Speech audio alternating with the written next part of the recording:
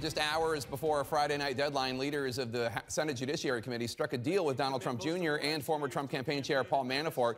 They no longer will have to testify at a public hearing this coming week. In exchange, the two will turn over records and they'll be interviewed privately. The deal comes just days after Donald Trump Jr. said he would testify under oath. Joining me now is Senator Al Franken of Minnesota. He's a key member of the Senate Judiciary Committee. Senator, thanks so much for being here this morning. We appreciate it. Thank you for having me. I want to actually start with something that incoming White House Communications Director Anthony Scaramucci just told me. Take a listen.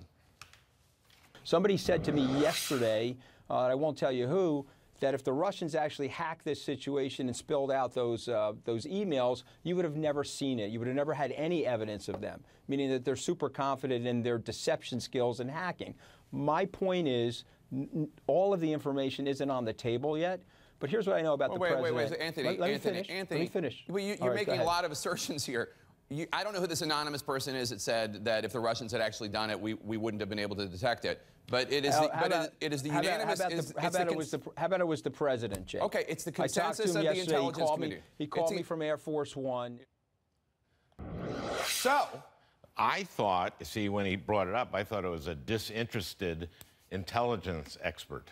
Originally. Brought that up to him, yeah. But actually, you asked a good question. But then I said, I don't know who this person is, and he said it was the President of the United States. Yeah. So here we have the unanimous consensus of both Obama administration and Trump administration intelligence community leaders, people that Trump appointed, Dan Coats, Mike Rogers, et cetera, and Mike Pompeo at the CIA, and President Trump still doesn't believe it. What can you say? It's just bizarre. I mean, it's clear that, and we're seeing now that members of his campaign met with the Russians, even though they would testify before, say, the Judiciary Committee answering a question from, say, me.